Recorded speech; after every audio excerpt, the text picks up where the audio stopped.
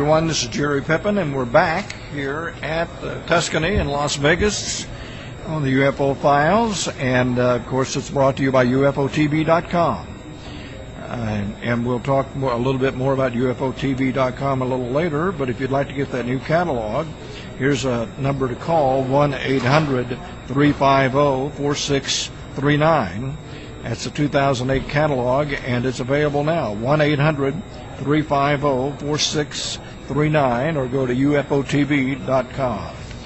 We have two gentlemen that we talked to in Roswell, and now they're here at the Crash Retrieval Conference in Las Vegas, and Ruben Uriarte and Noe Torres. And it's Mexico's Roswell, right? Is that the way we refer to the book? Mexico's Roswell is the title of our book, and the subtitle is The Chihuahua UFO Crash. And we call it that because that's how it's commonly referred to among UFO investigators, both here in the U.S. and abroad. Now, how do you gentlemen live in the same place, or no? How did you guys get together? It's a very interesting story, and Ruben will pitch in here in a minute, but I was writing a book basically about Texas UFO sightings, and I had collected a number of Texas UFO incidents that have occurred over the past few decades. One of them that I had, and I was planning to do just a short chapter on it, was this incident that happened along the Texas-Mexico border in August of 1974, which ended up being the basis for this book. But, you know, early on in my research, it was just going to be a minor part of a larger book. Well, then while doing further investigation into this one case, I linked up with Ruben Uriarte, who at that point was working with the History Channel on a documentary for UFO Files, the History Channel program, and he had done a short segment for them about this incident. So he and I linked up, and Ruben, you want to pitch in how we've worked over the past 2 years on this case? Yeah, Ruben, you might get a little closer to the microphone. Yes, I'll just welcome wait. to the show, by Thank the way. you, Jerry. It's great to be back, and I'd like to say hi to my friend Farah. Yeah, right. She's in New Jersey today. Right. She wanted to come, and, but she's got other business she had to take care of. Great. As Noe was saying, I was involved with the History Channel on a project on basically they were doing a segment on Mexican UFOs, and I had a number of connections thanks to Mr. John Schuessler, who was our former international director. I'm with MUFON, Northern California. I'm the state director. Right. And what had happened was I came here 2 years ago, Jerry, just as a spectator, and there was Ryan Wood was talking about the various cases, and he mentioned Koyame, and I was familiar with that.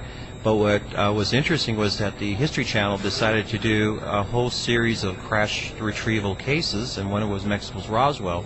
So what happened was, it's all by fate, I would have to say, that I had a chance to be on the show, and that's how we connected. Noe had called me and was asking for a number of information, and so we're working together, and then Noe said, hey, let's work together on a book. Well, now here at the conference, you presented some new material, I think. Yes, we're going to be doing that from our several investigations that we've conducted throughout this past year. We'll talk a little bit more as we go, Jerry, but one of the things that has really helped us is there's been a lot of interest in this case among UFO researchers, and just 2 weeks ago we returned to the site where this happened with a national cable channel, television production crew and cast that funded a return to Koyame for us, and we went along as their technical advisors, and we also did on-camera interviews, a program that's going to be shown in February or March of 2008. So the additional interest and funding that they were able to provide for these television folks gave us an opportunity to do even more research into this fascinating case, which in a lot of ways resembles the 1947 crash retrieval at Roswell, New Mexico. Yeah, and we talked about that a little bit in Roswell. Let's go for people who have not heard that interview. It's still available on our website, by the way. But what's the similarities here? What are the things that have happened? Okay, we have a very mysterious incident in which a UFO and a small civilian airplane crashed in mid-air collision near the Texas-Mexico border in what is known as the Big Bend region of Texas. That's near the small Texas border town of Presidio, Texas, which Ruben and I have been to several times when we've crossed over to do this investigation. So the mid-air plane collision occurred there on the Mexican side, just within 30 miles of the Rio Grande River, which demarks the boundary between the U.S. and Mexico. So we went. So the plane crash went down, and then there was a crash retrieval team that was sent in by the U.S. side after the Mexicans had attempted to recover the objects that were involved in the collision and had started to recover it, and then something caused all the Mexican soldiers at the scene basically to die. And Ruben, why don't you pitch in here and tell what happened? When he says they die, they literally dropped over then or yes, later? Well, during the time that they were going back, they retrieved as Noe was saying, the UFO and the airplane crashes. They were being observed by military reconnaissance aircraft as well as the spy satellites. And what they saw were a number of dead Mexican soldiers, which then alerted the retrieval team coming out of Fort Bliss to fly a group of helicopters to fly in there and immediately start working on retrieving the disc. And as a result, they wore, what we're finding out based on this document, they wore biohazard suits, which then later in the document also stated that they gathered the bodies of vehicles and exploded them. And they brought the disc back to on the other side of the border, and then through the report it indicated that it went to Atlanta, Georgia, or at least that was where the convoy might have gone to. Well, how many died, do you think? We estimate that there were that it was a squadron of up to 24 Mexican soldiers who were involved in the recovery effort. They had been sent out of the Army base in Ojinaga, Chihuahua, which is right across the border from Texas, and they had gone through the desert roads there north of Coyame and had found the crashed silver disc, which was about 15 feet in diameter and about 5 feet tall. And they had found that not far from the debris from the small plane crash. So they found the two sites relatively close to each other, and they gathered together all the remnants as well as the crash disc, which was virtually intact. And we'll talk more about the disc as we go along. But they gathered up all the pieces, and they headed back to their base. And that was when, somewhere along the way, the effects of whatever they were exposed to started to kick in, and the convoy of Mexican trucks stopped in the desert about midway back to their army base, and then everybody, all the soldiers that were involved in the retrieval team for Mexico died. So did they get a fever, or did they just keel over, or do you know? The problem there, as Ruben can give you some more insight into that, but the problem there is that we don't have access to the bodies or any information about examinations. Ruben? This is going based on the report or the documents that we read on about the. It must have been very quick because all of them died. Right. That is just amazing. When you talk about that, of course, and then they sent the information to Atlanta to the. The Center of Disease Control is what we were speculating. Is that's why it could have gone there, or maybe some military base nearby. The most advanced facility in the world in the early and mid 1970s, the most advanced facility in the world for handling biohazardous materials was the Center for Disease Control in Atlanta, Georgia, which was in its heyday. Really, it was dealing with a lot of emerging viruses and things in the early to the mid 70s that presented worldwide threats for epidemics and so forth. So they had premier facilities, level 4 biohazard containment and research facilities there in Atlanta. And so we feel, and based on the UFO investigators that have helped us with this case, we feel that that's why Atlanta was chosen as a destination. And initially, The reason we feel that the U.S. team had to go in and make the retrieval after the Mexicans died was because of the extremely close proximity to the U.S. border. So we had the threat of an Andromeda strain type scenario where some kind of extraterrestrial virus would become spread like wildfire across the southwestern United States. Now this happened in '74? Yes, August 25th, 1974. You know, just to jump in here real quickly, what Noe mentioned about Andromeda strain, and Noe took me to this little town called Shafter, and that's only how many miles from that is? It's approximately 50 miles from where this incident happened. And you figure, and that movie was made in 1971, is that correct? It was made, it was released in 70 or 71. So here we have almost a real life an identical drama. thing.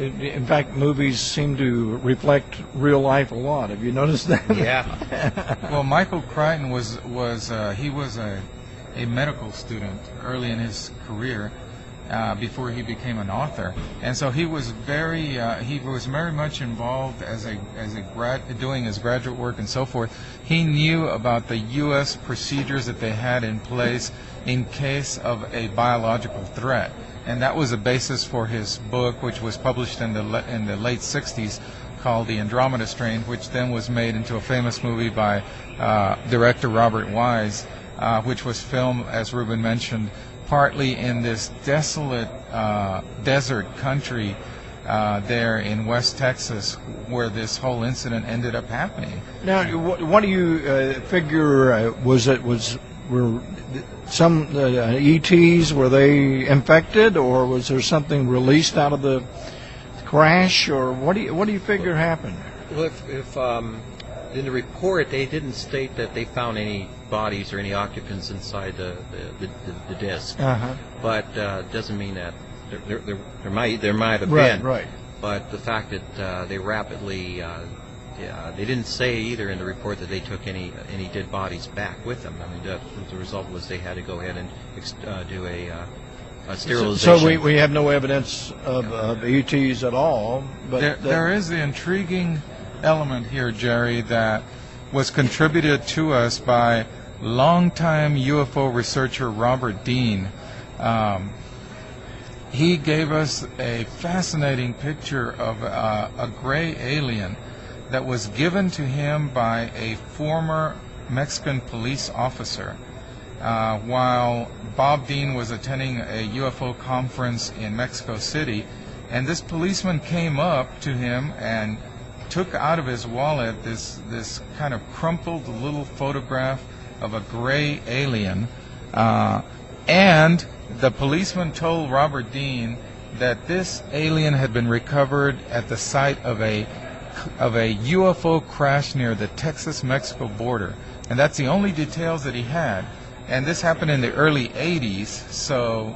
And this is in your book, the picture of the ET on page, what page is it? Page 59. We have the story that Bob Dean gave us of how he came across this photograph. And Bob Dean has suspicion, which is, there's no evidence in support of it, and we admit in our book that it's strictly speculation on his part, but Bob Dean feels that there is a connection between this ET photograph and the Koyame case. What we started to find out, Jerry, as we got involved in our investigation, is that we were coming across a number of other crash retrieval cases, which was very interesting along the Texas-Mexican border. So there have been several then? Several, yes. And it just leads into one of our what's leading to our second book, which we'll elaborate in a little bit. One of the things that has happened along the Texas-Mexico border, Jerry, is the U.S. has gone in and made retrievals of downed missiles and experimental aircraft that have gone astray.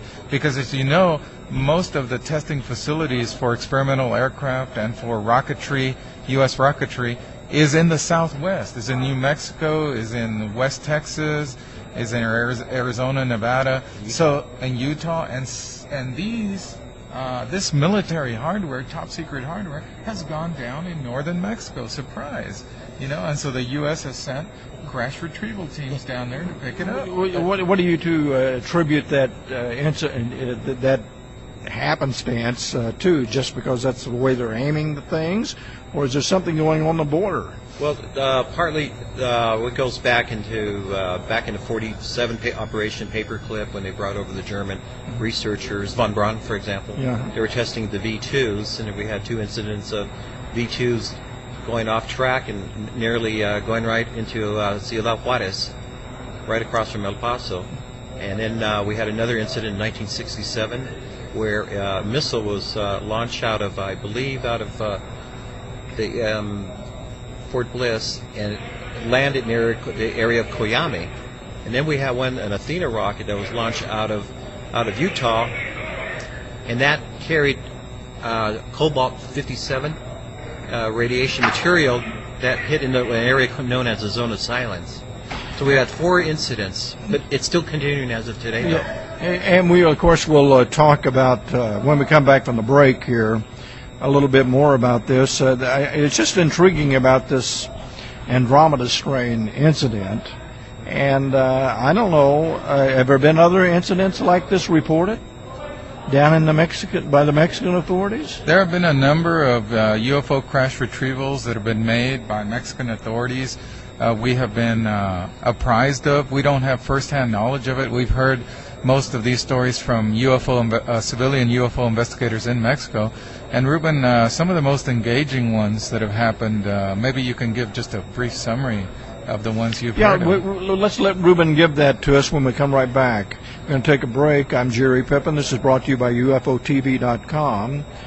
We left with Ruben Uriarte. You were going to tell us about this, a little bit more about the incidents. And as Noe was mentioning, that there have been a number of UFO crashes. 1948, for example, we had a crash that occurred near Laredo, Texas.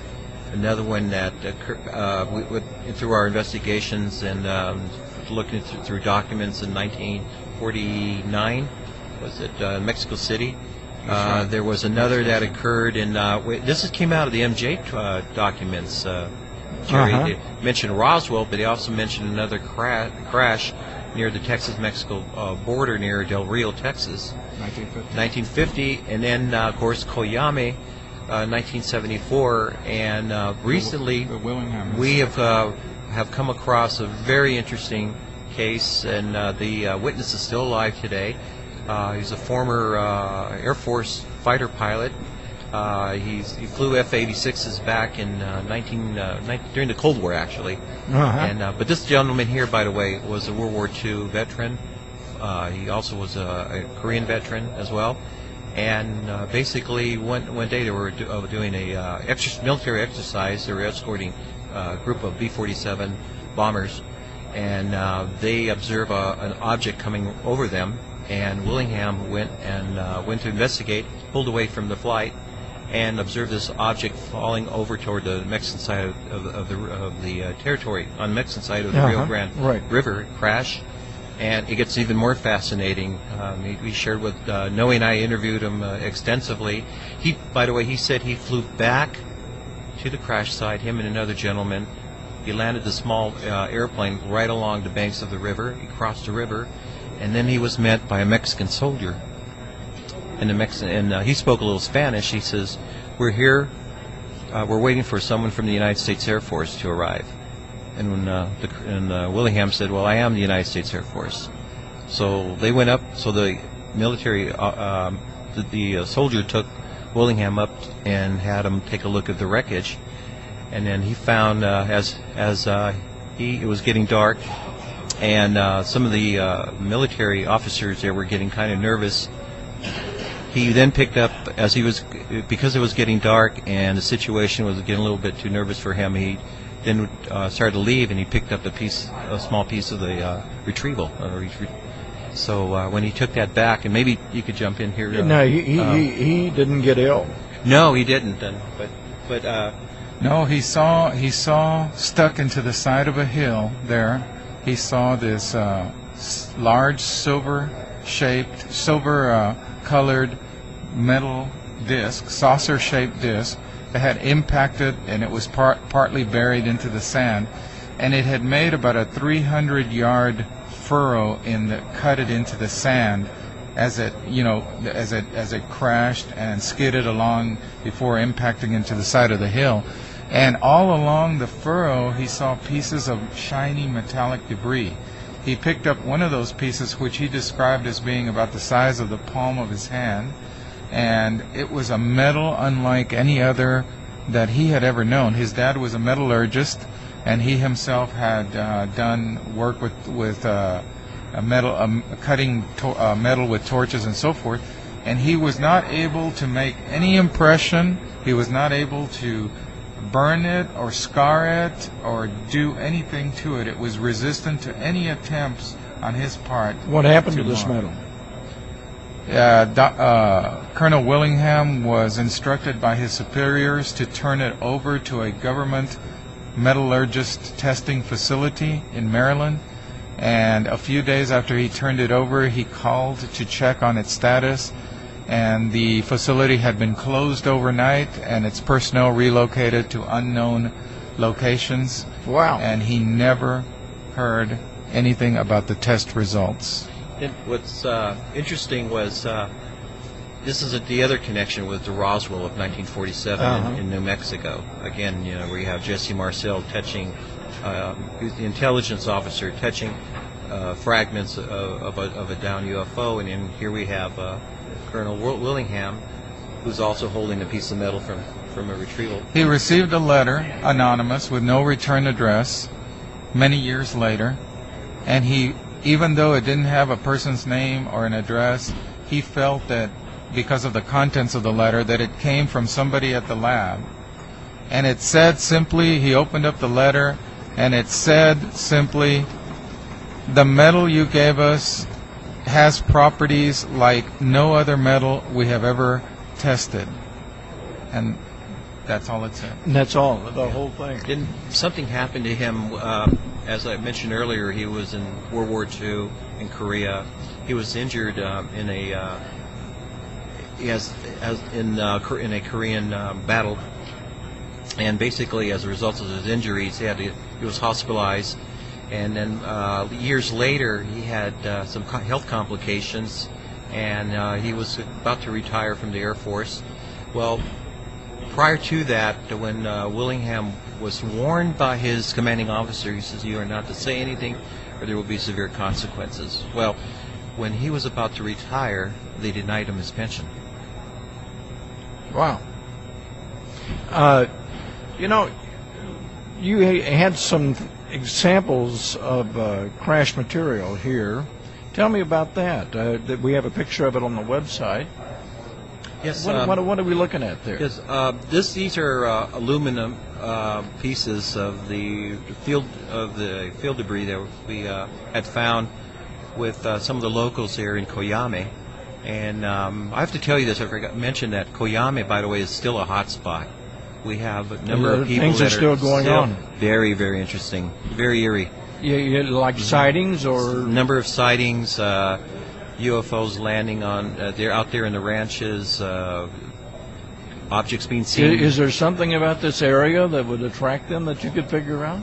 Well, he had mentioned. Well, this is something interesting. The Marfa lights aren't too far away. And yes. The Chinate Mountains and the Zone of Silence. The Zone of Silence is very. Yes. It's at Mexico's Bermuda Triangle. It's all within 100 miles of there. What we can say, Jerry, is that it's a very out-of-the-way, isolated desert location where there's plenty of places to hide.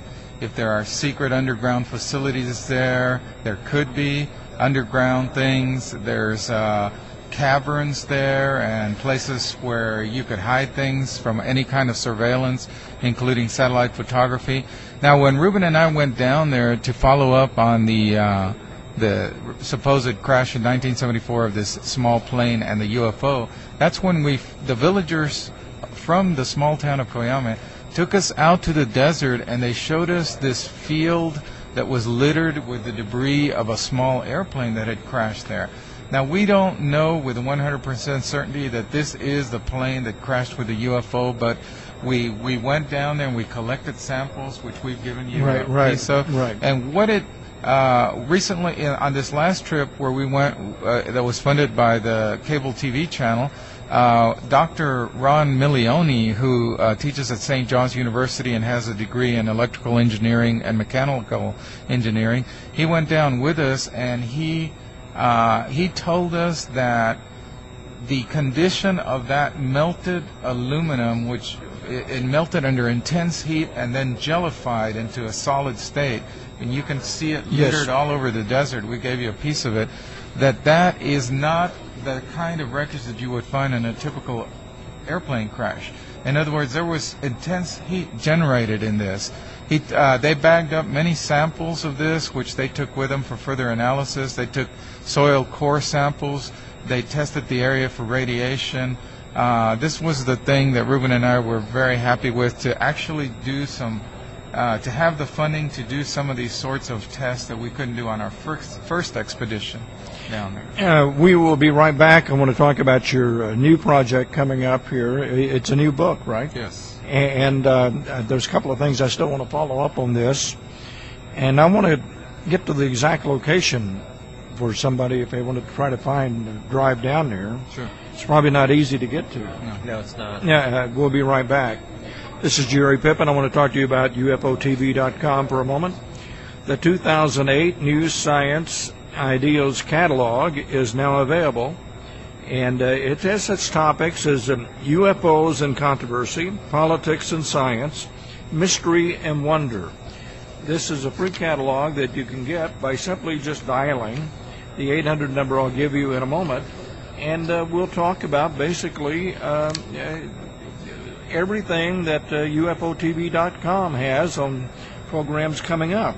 They not only have the best DVDs and the best conspiracy DVDs, but they also have all kinds of downloads, and they're all, including ebooks and rare articles, rare things that you just don't find in a library anyplace. But Tim and everybody at UFO TV has been able to get the great ebook section there. So you need to go look at the entire website if you can at UFOTV.com, and they offer videos of downloads, and they're convenient and they're easy to do. And if you want that free catalog, just simply pick up the phone and call 1-800-350-4639, or go to UFOTV.com, and there's a place to order the catalog. It's free. 1-800-350-4639. When we talk about your new book, what is the deal on the same subject, or we got something else going on? Well, as Ruben mentioned, we ran across the Willingham case, which is the Texas jet pilot who chased a UFO and then saw it crash near the border, near Del Rio, Texas. We ran across this story while we were investigating the Koyame incident. So we have two separate crashes. And this next one will be the basis, the Willingham story will be the basis of our next book. He's given us hours of testimony. We went to his house there in Texas. He's 82 years old, but he's got a sharp, clear recollection. He gives us specific details. He gave us copies of his military records. He gave us detailed information and photographs from his military service.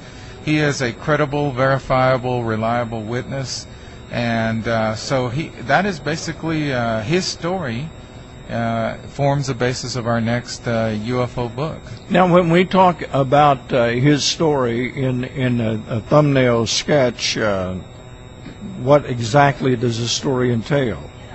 Well, as I was mentioning earlier, he was at that particular day he was flying with a group of B-47 bombers. He's an F-86 pilot. The reason I get back to him is, does he have any evidence that we've ever shot down these things? That's a very good question. Is the fact that this happened in 1955, but during the early 50s, we know that there were orders out there for military, Navy, and Marines, as well as Air Force, to try to intercept UFOs and shoot them down. And we asked Colonel Willingham that very question.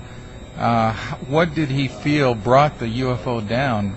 And he told us that he's not sure if it was being chased by others, if there was some kind of secret operation going on to bring it down, but he did know that he saw the object traveling at over 2,000 miles per hour. It was headed from the northwestern United States down toward the south, and then suddenly it made a 90-degree angle turn, still going at over 2,000 miles per hour.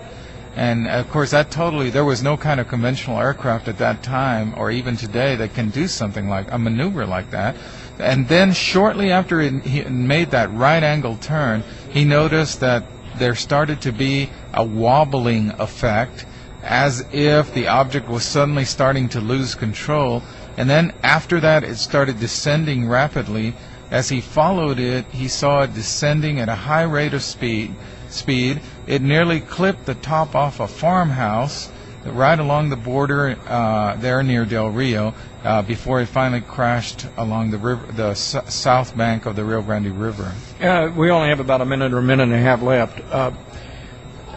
I want to get back to the soldiers dying, 24 of them. Anybody else die down there over this whole period of time? Well, what's interesting is that we haven't with come the across that. unexplained thing?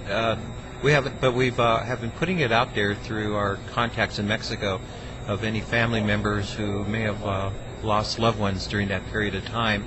And something that we had found through our investigation was Mr. Monzon's team.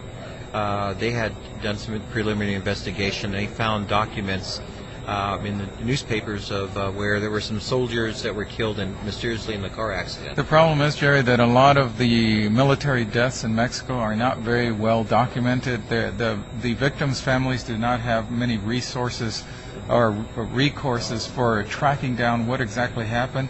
The military will put out a story like X number of individuals died in training maneuvers in the Chihuahuan Desert, and that's it. And that's all it. you get. That's all you get. And that happens even here. This has been fascinating. I wish we had more time. I appreciate both of you coming by, Ruben Uriarte and Noe Torres. And Noe Torres, before we go, give the name of the book again.